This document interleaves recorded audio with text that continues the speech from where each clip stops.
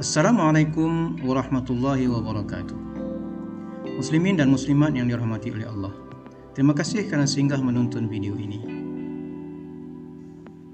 Setiap daripada kita inginkan bahagia, tetapi tidak semua daripada kita yang mengetahui dengan jelas cara untuk mencapai kebahagiaan.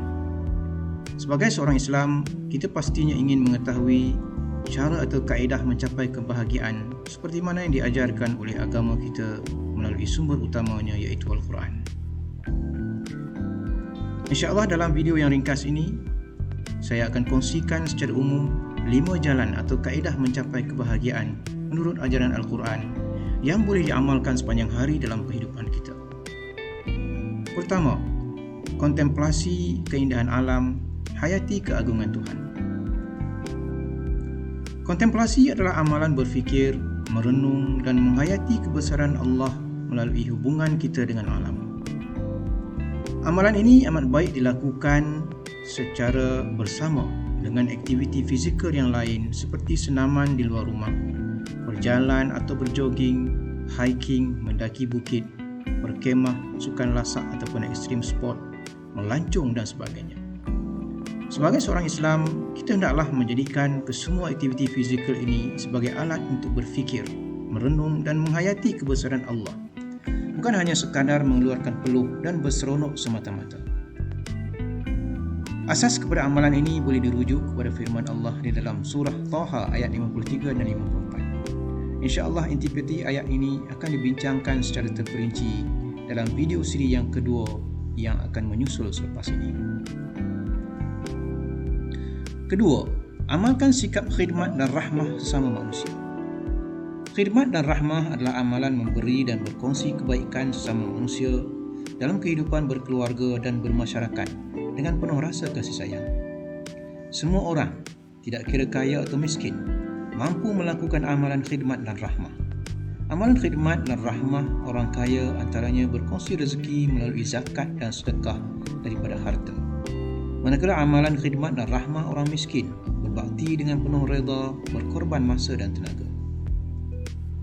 Khidmat dan rahmah adalah antara intipati utama risalah yang dibawa oleh Nabi Muhammad SAW seperti yang dijelaskan di dalam surah Al-Anbiya ayat 105 hingga 107 yang akan dibincangkan secara terperinci dalam video siri ketiga yang akan datang. Ketiga, muhasabah, sabar dan bersyukur. Amat penting kita bermuhasabah atau membuat penilaian mendalam terhadap segala amalan kita dan juga hasil atau akibat daripada amalan tersebut. Ada amalan kita yang mengundang kebaikan dan nikmat yang banyak daripada Allah, dan sebaliknya ada juga amalan yang mengundang keburukan, balak dan ujian daripada Allah. Muhasabah terhadap kedua-dua keadaan ini sama ada baik atau buruk menghendaki kita sabar dan bersyukur. Ketika diberikan nikmat oleh Allah, hendaklah kita bersabar agar jangan menjadi tamak dan takbur. Hendaklah bersyukur agar ditambahi dengan nikmat dan rezeki yang lebih berkat. Ketika menghadapi balak dan ujian, hendaklah kita bersabar agar tidak kecewa dan menjadi kufur. Hendaklah kita bersyukur agar ditinggikan darjat di sisi Allah dan lebih dekat kepadanya serta ditunjukkan hikmah di atas segala ujian dan kesukaran yang kita alami. Banyak ayat Al-Quran yang menjelaskan tentang pentingnya amalan muhasabah, sabar dan syukur untuk mencapai dan mengekalkan kebahagiaan di dunia dan di akhirat. Antaranya ayat 18 surah Al-Hashr, ayat 155 surah Al-Baqarah, ayat 139 surah Ali Imran dan ayat 7 surah Ibrahim. Kesemua ayat ini akan dibincangkan secara terperinci di dalam video siri yang keempat akan datang. Keempat, hayati bacaan dan tadabbur Al-Quran. Membaca Al-Quran adalah amalan ibadah yang menenangkan hati dan jiwa. Manakala tadabbur, berfikir atau mengkaji pengajaran kitab suci ini adalah amalan ibadah yang dapat menjana ilmu dan hikmah serta menghasilkan akal yang sihat dan tajam serta jiwa yang bahagia. Hati yang tenang serta akal yang sihat adalah nikmat kebahagiaan dalaman yang tidak mudah diperolehi kecuali membaca dan tadabbur Al-Quran. Bagi saudara kita yang masih berjuang mempelajari dan mendalami kemahiran asas membaca Al-Quran dengan lancar dan bertajwid, teruskanlah perjuangan tersebut. Namun begitu, jangan dilupakan tanggungjawab mempelajari isi kandungan Al-Quran daripada sumber terjemahan yang kita fahami secara berguru. Banyak ayat Al-Quran yang menggesa kita belajar membaca dan mendalami pengajarannya melalui amalan tadabbur. Antaranya ayat 29 surah Sad yang akan dibincangkan secara terperinci di dalam video siri yang kelima akan datang. Kelima, yang terpenting dan yang paling asas ialah ikhlas dekatkan diri kepada Allah. Kesemua amalan yang dibincangkan di atas adalah pengisian dan jalan kepada pelaksanaan amalan yang kelima ini, iaitu ikhlas mendekatkan diri kepada Allah. Keempat-empat amalan sebelum ini memastikan kita mampu membina hubungan dengan Allah. Hubungan yang terbina perlu dimuktamadkan dengan amalan ikhlas semata-mata kerana Allah, agar jelas kepada kita matlamat atau tujuan akhir hidup dan mati kita. Ketenangan dan kebahagiaan hakiki hanya dapat dicapai sekiranya kita dapat mengetahui dan memahami dengan jelas matlamat hidup dan mati kita, iaitu semata-mata untuk Allah dan kerana Allah. Keikhlasan dalam mendekatkan diri kepada Allah merujuk kepada niat yang suci bersih semata-mata untuk Allah dan kesungguhan melakukan amal ibadah secara sempurna, aturan dan kualitinya, sama ada melaksanakan yang wajib atau sunat atau menjauhkan yang haram. Banyak ayat Al-Quran yang menjelaskan tentang kepentingan ikhlas dalam mengukuhkan hubungan dengan Allah melalui pelaksanaan amal ibadah wajib dan menjauhkan segala maksiat, kemungkaran dan kejahatan, serta melalui amal ibadat sunat seperti zikir, tilawah dan sebagainya. Antaranya ayat 29 surah Al-A'raf, ayat 2 hingga 3 surah Az-Zumar dan ayat 11 hingga 14 surah yang sama yang akan dibincangkan dalam video siri ke-6 dan terakhir akan datang.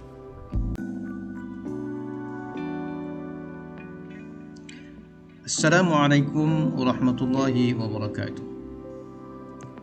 Antara jalan paling mudah untuk mencapai dan mengekalkan kebahagiaan hakiki menurut Islam adalah melalui amalan kontemplasi, iaitu amalan berfikir, merenung dan menghayati kebesaran Allah melalui aktiviti kita berhubungan dengan alam.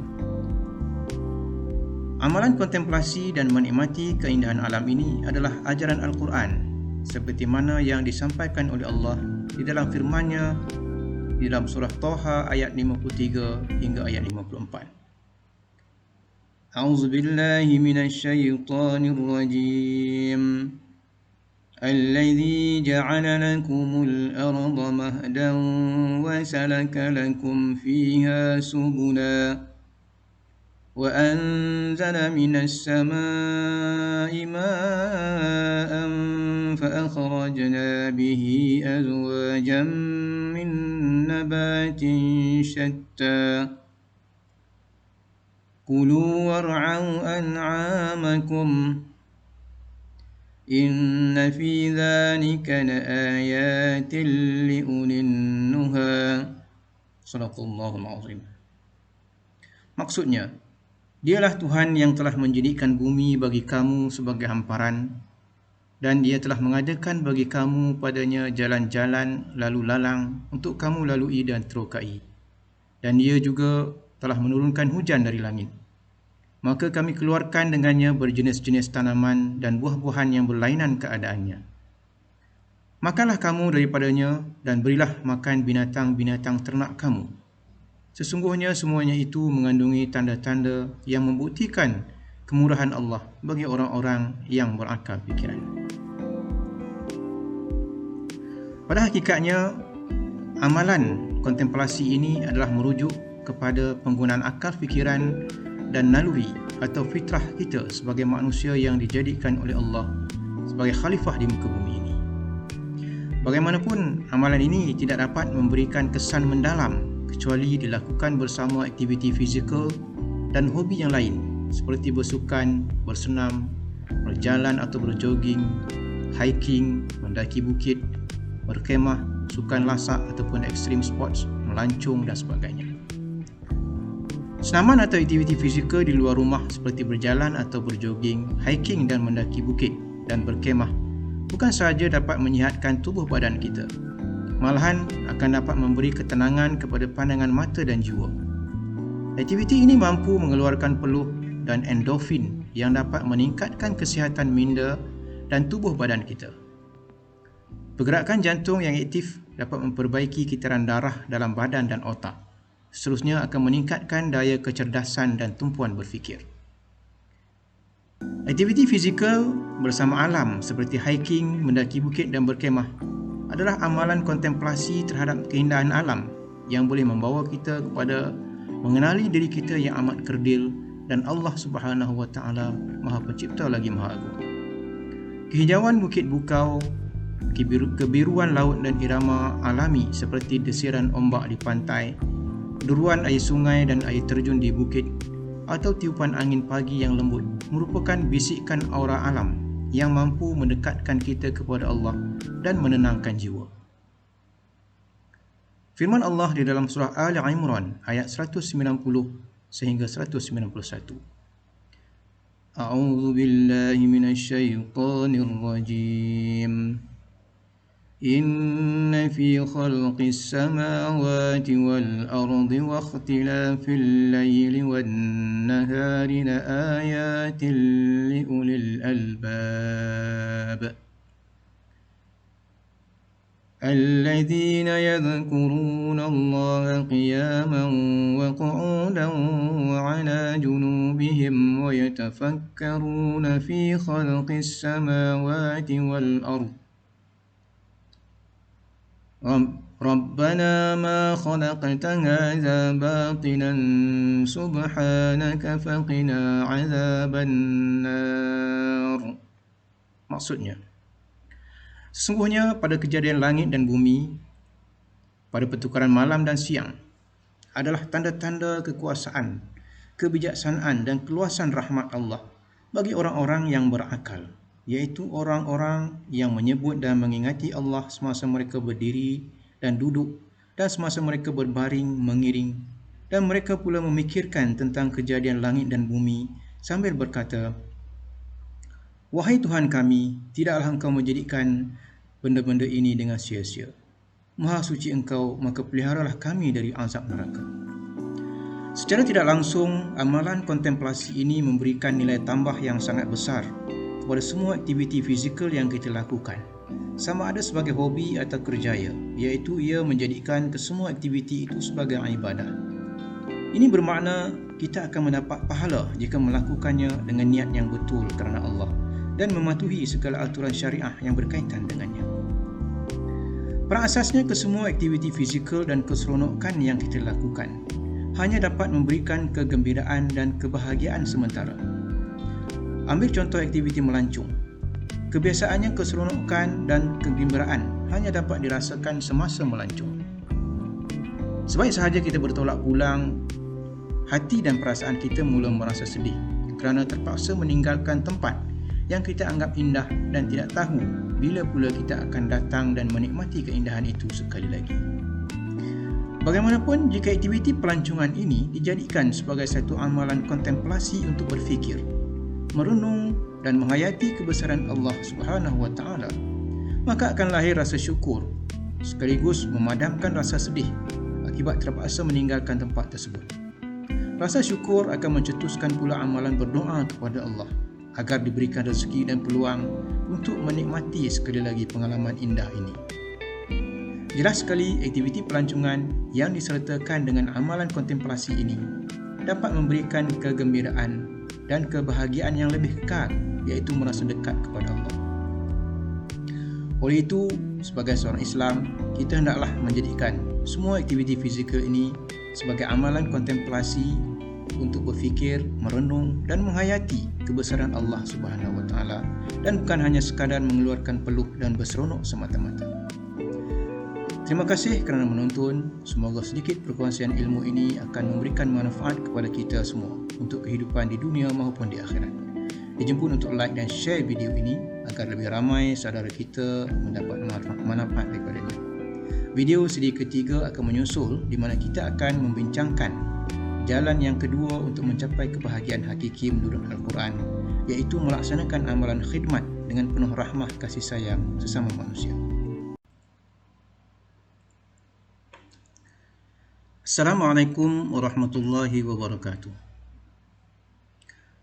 Khidmat dan rahmah adalah antara intipati utama risalah yang dibawa oleh Nabi Muhammad sallallahu alaihi wasallam, seperti firman Allah Subhanahu wa taala di dalam surah Al-Anbiya ayat 105 sehingga 107. A'udzu billahi minasy syaithanir rajim. وَلَقَدْ كَتَبْنَا فِي الزَّبُورِ مِنْ بَعْدِ الذِّكْرِ أَنَّ الْأَرْضَ يَرِثُهَا عِبَادِيَ الصَّالِحُونَ إِنَّ فِي هَذَا لَبَلَاغًا لِقَوْمٍ عَابِدِينَ وَمَا أَرْسَلْنَاكَ إِلَّا رَحْمَةً لِلْعَالَمِينَ. Sadaqallahul Azim. Maksudnya, demi sesungguhnya kami telah tulis di dalam kitab-kitab yang kami turunkan sesudah ada tulisannya pada Lauh Mahfuz, bahawa bumi itu akan diwarisi oleh hamba-hambaku yang saleh. Sesungguhnya Al-Quran ini mengandungi keterangan-keterangan yang cukup bagi orang-orang yang cita-citanya mengerjakan ibadat kepada Allah dengan berilmu. Dan tiadalah kami mengutuskan engkau, wahai Muhammad, melainkan untuk menjadi rahmat bagi sekalian alam. Ketiga-tiga ayat ini menjelaskan bahawa Nabi Muhammad SAW dan manusia saleh adalah khalifah pewaris kepada bumi yang dijadikan untuk beribadat dan berkhidmat serta membawa rahmat ke seluruh alam berdasarkan panduan Al-Quran. Khidmat dan rahmah adalah amalan memberi dan berkongsi kebaikan sesama manusia dalam kehidupan berkeluarga dan bermasyarakat dengan penuh rasa kasih sayang. Semua orang, tidak kira kaya atau miskin, mampu melakukan amalan khidmat dan rahmah. Amalan khidmat dan rahmah orang kaya antaranya berkongsi rezeki melalui zakat dan sedekah daripada harta mereka. Manakala amalan khidmat dan rahmah orang miskin berbakti dengan penuh redha, berkorban masa dan tenaga. Khidmat dan rahmah bersama ahli keluarga adalah dengan memperuntukkan waktu yang secukupnya bersama orang tersayang, sama ada ibu bapa, isteri atau suami dan anak-anak, sambil menikmati waktu berkualiti seperti bersenam, makan bersama atau berehat. Pastikan waktu ini diisikan dengan aktiviti berfaedah seperti bertanyakan khabar dan keperluan, nasihat menasihati, merancang masa hadapan, serta ingat mengingati tentang kehidupan yang diredai oleh Allah. Sifat rahmah juga menjadikan kita sentiasa bersangka baik terhadap manusia lain tanpa mengira agama, keturunan, pangkat dan bangsa. Ayat 13 surah Al-Hujurat menjelaskan bahawa tujuan Allah menjadikan manusia, lelaki dan perempuan dan pelbagai bangsa adalah untuk saling kenal mengenal. Tidak ada orang yang lebih mulia di sisi Allah melainkan orang yang paling bertakwa. Amalan kenal mengenal menghendaki kita memahami orang lain secara mendalam dan tidak secara sembrono menilai mereka menggunakan kayu ukur pandangan mata zahir. Apatah lagi menilai orang lain menggunakan emosi, khususnya perasaan benci yang ada dalam diri kita terhadap mereka. Penilaian manusia lain berdasarkan kebencian ini adalah asas kepada kesangkaan buruk yang merupakan penyakit hati dan boleh mencetuskan perasaan dengki dan khianat serta melahirkan sifat ujub dan bangga diri. Janganlah kita bersangka buruk kepada orang lain, sekalipun orang tersebut bukan Islam atau orang yang paling jahat pada pandangan mata kita, kerana kita tidak tahu kesudahan nasibnya di sisi Allah di dunia ini. Kerana seperti mana kita sendiri tidak tahu kesudahan nasib kita di dunia ini di sisi Allah. Terima kasih kerana menonton. Semoga sedikit perkongsian ilmu ini akan memberi manfaat kepada kita semua untuk kehidupan di dunia maupun di akhirat. Dijemput untuk like dan share video ini agar lebih ramai saudara kita mendapat manfaat daripadanya. Assalamualaikum warahmatullahi wabarakatuh. Amat penting kita bermuhasabah atau membuat penilaian mendalam terhadap segala amalan kita dan hasil atau akibat daripada amalan tersebut. Ada amalan kita yang mengundang kebaikan dan nikmat yang banyak daripada Allah, dan sebaliknya ada juga amalan yang mengundang keburukan, bala dan ujian daripada Allah. Muhasabah terhadap kedua-dua keadaan ini, sama ada baik atau buruk, menghendaki kita sabar dan bersyukur. Banyak ayat Al-Quran yang menjelaskan tentang pentingnya amalan muhasabah, sabar dan syukur untuk mencapai dan mengekalkan kebahagiaan di dunia dan akhirat. Antaranya ayat 18 surah Al-Hashr, ayat 155 surah Al-Baqarah, ayat 139 surah Al-Imran dan ayat 7 surah Ibrahim. Firman Allah di dalam surah Al-Hashr ayat 18. A'udzu billahi minasy syaithanir rajim. Ya ayyuhalladzina amanu taqullaha wal tanzur nafsum ma qaddamat lighadin wattaqullaha innallaha khabirum bima ta'malun. Maksudnya, wahai orang beriman, bertakwalah kepada Allah dan hendaklah setiap diri memperhatikan apa yang telah diperbuatnya untuk hari esok, iaitu hari akhirat. Dan bertakwalah kepada Allah, sesungguhnya Allah Maha mengetahui apa yang kamu kerjakan. Seterusnya firman Allah di dalam surah Al-Baqarah ayat 155. وَلَنَبْلُوَنَّكُمْ بِشَيْءٍ مِّنَ الْخَوْفِ وَالْجُوعِ وَنَقْصٍ مِّنَ الْأَمْوَالِ وَالْأَنفُسِ وَالثَّمَرَاتِ وَبَشِّرِ الصَّابِرِينَ. Sadaqallahul. Maksudnya, demi sesungguhnya kami akan menguji kamu dengan sedikit perasaan takut kepada musuh dan dengan merasai kelaparan dan dengan berlakunya kekurangan dari harta benda dan jiwa serta hasil tanaman. Dan berilah kabar gembira kepada orang-orang yang sabar. Firman Allah lagi di dalam surah Al-Imran ayat 139. وَلَا تَهِنُوا وَلَا تَحْزَنُوا وَأَنْتُمُ الْأَعْلَوْنَ إِن كُنتُم مُّؤْمِنِينَ. Maksudnya, dan janganlah kamu merasa lemah dalam perjuangan mempertahan dan menegakkan Islam. Dan janganlah kamu berduka cita terhadap apa yang akan menimpa kamu. Padahal kamulah orang-orang yang tertinggi mengatasi musuh dengan mencapai kemenangan, jika kamu orang-orang yang sungguh-sungguh beriman. Seterusnya firman Allah dalam surah Ibrahim ayat 7. وَإِذْ تَأَذَّنَ رَبُّكُمْ لَئِن شَكَرْتُمْ لَأَزِيدَنَّكُمْ وَلَئِن كَفَرْتُمْ إِنَّ عَذَابِي لَشَدِيدٌ. Maksudnya, dan ingatlah ketika Tuhan kamu memberitahu, demi sesungguhnya jika kamu bersyukur, nescaya aku akan tambahi nikmatku kepadamu. Dan demi sesungguhnya jika kamu kufur, ingkar, sesungguhnya azabku amatlah keras. Apa yang dapat kita fahami daripada keempat-empat ayat di atas adalah peri pentingnya kita bermuhasabah terhadap segala amalan kita, terutamanya yang kita laksanakan sebagai bekalan untuk akhirat. Kehidupan kita akan dipenuhi dengan pelbagai ujian. Oleh itu, hendaklah kita bersabar menghadapinya dan jangan sekali-kali menjadi kufur apabila diuji. Sebaliknya, hendaklah menjadi hamba-Nya yang bersyukur. Gunakanlah kesempatan pada awal pagi, terutamanya ketika bangun tidur, untuk bermuhasabah dan berfikir tentang pelbagai nikmat dan ujian yang Allah berikan kepada kita. Sama ada nikmat atau ujian, kedua-duanya perlu kita syukuri.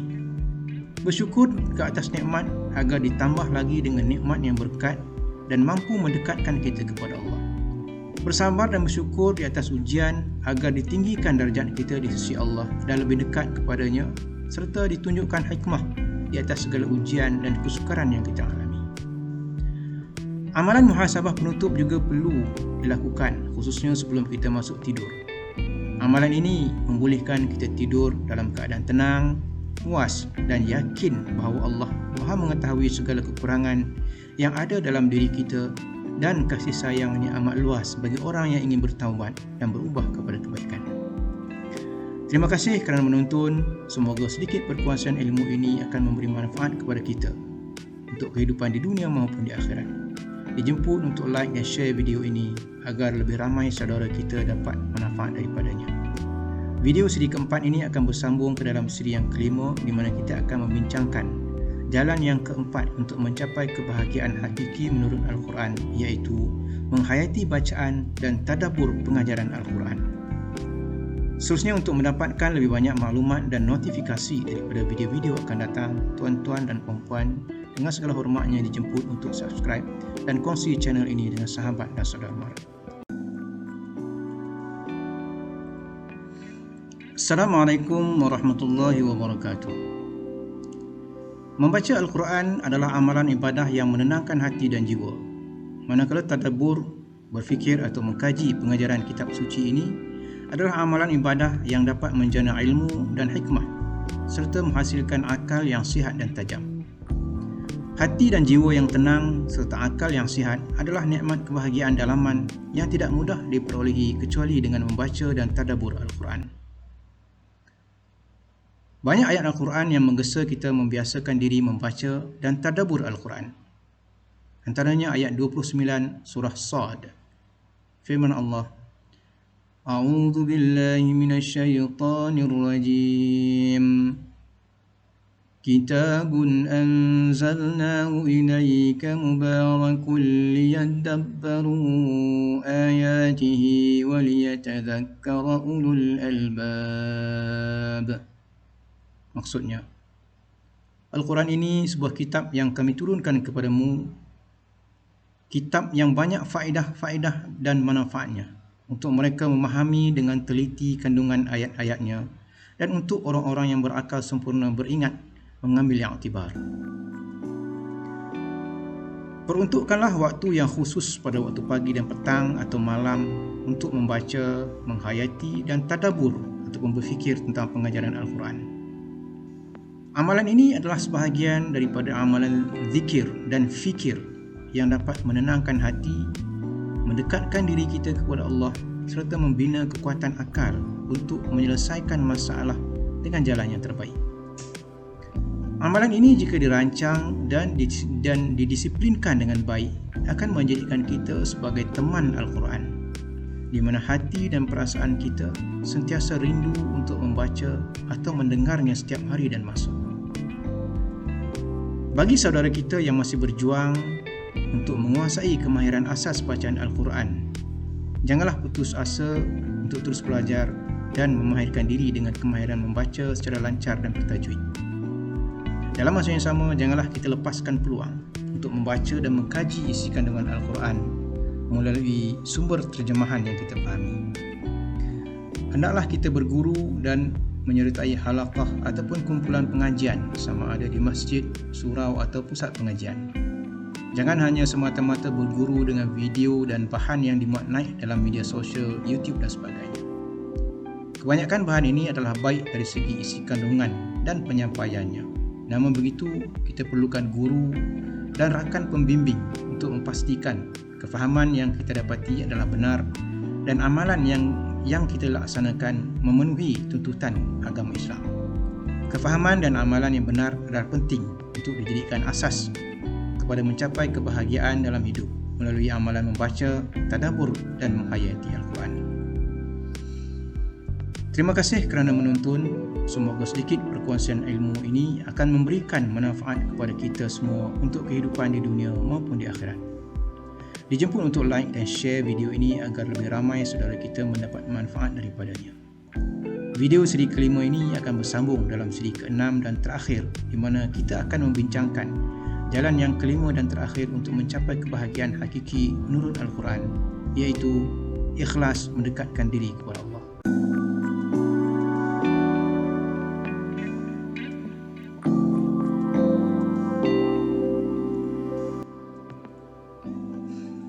Assalamualaikum warahmatullahi wabarakatuh. Kesemua amalan yang dibincangkan secara terperinci dalam video-video yang lepas adalah pengisian dan jalan kepada pelaksanaan amalan ikhlas mendekatkan diri kepada Allah. Keempat-empat amalan sebelum ini memastikan kita mampu membina hubungan dengan Allah. Hubungan yang terbina perlu dimuktamadkan dengan amalan ikhlas semata-mata kerana Allah, agar jelas kepada kita matlamat atau tujuan akhir hidup dan mati kita. Ketenangan dan kebahagiaan hakiki hanya dapat dicapai sekiranya kita dapat mengetahui dan memahami secara jelas matlamat hidup dan mati kita, iaitu semata-mata untuk Allah dan kerana Allah.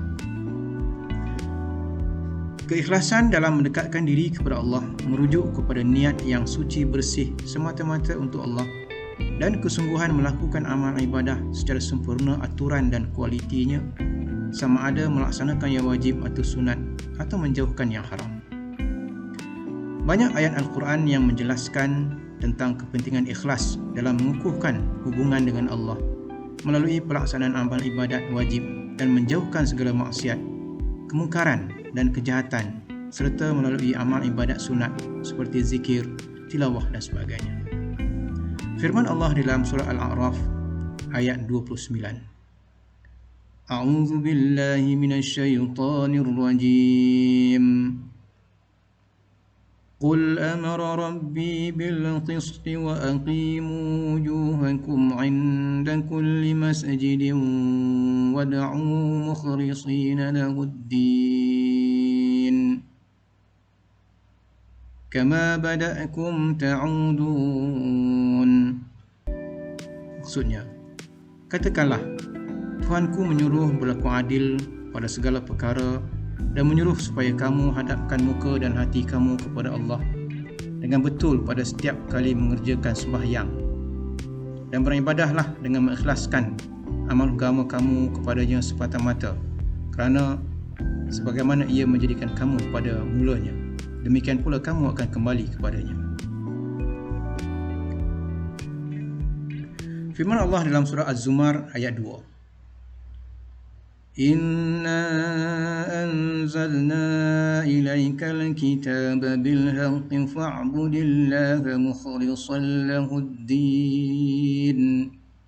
Maksudnya, sesungguhnya kami menurunkan Al-Quran ini kepadamu, wahai Muhammad, dengan membawa kebenaran. Oleh itu, hendaklah engkau menyembah Allah dengan mengikhlaskan segala ibadat dan bawaanmu kepadanya. Firman Allah lagi di dalam surah Az-Zumar, ayat 11 hingga 14. Qul inni umirtu an a'budallaha mukhlishan lahud-din wa umirtu li an akuna awwalal muslimin.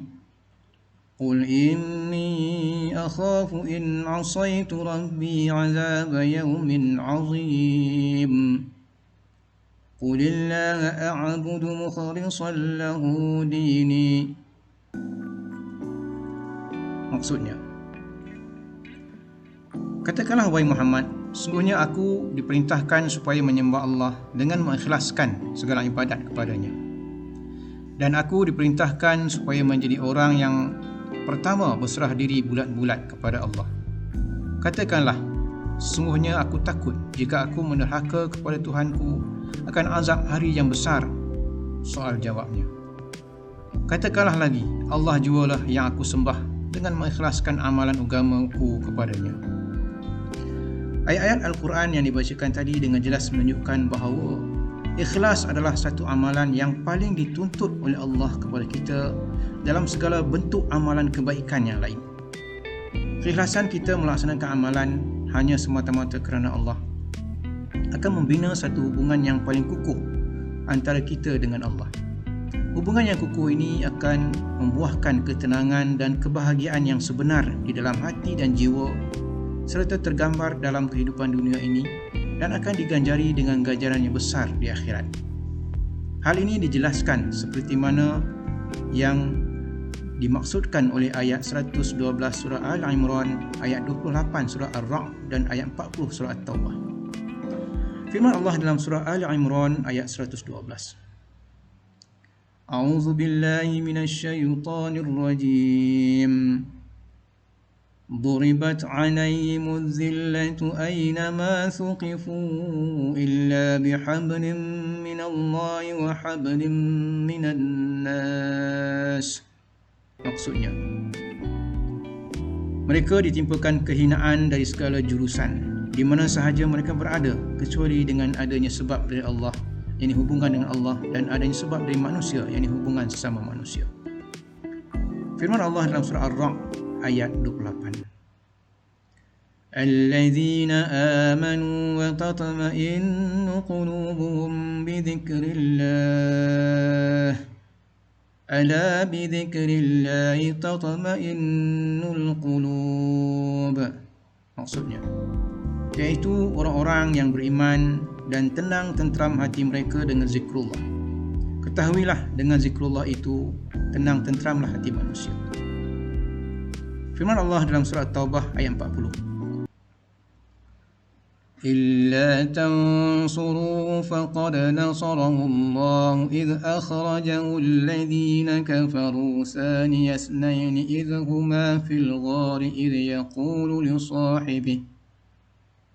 يقول لصاحبه لا تحزن إن الله معنا فأنزل الله سكينته عليه وأيده بجنود لم تروها وجعل كلمة الذين كفروا السفلى وكلمة الله هي العليا والله عزيز حكيم.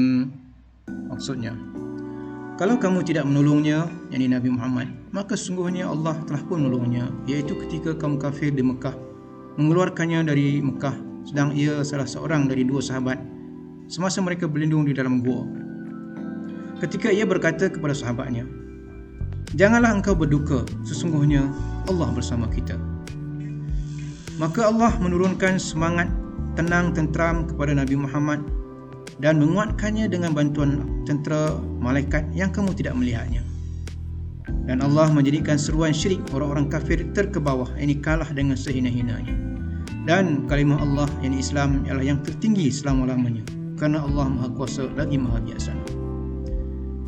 Ketenangan hati disebabkan rasa dekat dengan Allah adalah kebahagiaan yang sebenar. Hati yang tenang dapat mengubati segala kesedihan, mendidik diri agar pasrah dan redha dengan ketentuan Allah. Hati yang tenang kerana dekat dengan Allah menjadikan orang miskin sabar dan redha dengan apa yang ada. Menjadikan orang kaya pemurah dan bersyukur untuk sentiasa berkongsi rezeki dan nikmat yang dianugerahkan oleh Allah kepada mereka. Semua orang akan merasa bahagia kerana Allah dekat di sisi mereka. Begitulah sekadar yang termampu kami sampaikan. Ilmu dan pengajaran daripada Al-Quran tentang cara dan kaedah mencapai kebahagiaan sangatlah luas dan tidak mampu untuk digarapkan dan disampaikan dengan hanya beberapa siri video ataupun ceramah. Oleh itu kami menyeru agar kita semua terus meneroka pengajaran Al-Quran tentang kebahagiaan hakiki melalui pembacaan, tadabbur, perbincangan dan penyelidikan. Terima kasih kerana menonton. Semoga sedikit perkongsian ilmu ini akan memberi manfaat kepada kita semua untuk kehidupan di dunia maupun di akhirat. Dijemput untuk like dan share video ini agar lebih ramai saudara kita mendapat manfaat daripadanya. Untuk mendapatkan lebih banyak maklumat dan notifikasi daripada video-video akan datang, tuan-tuan dan puan-puan dijemput untuk subscribe dan kongsi channel ini dengan sahabat dan saudara mara. Sekian, Assalamualaikum warahmatullahi wabarakatuh.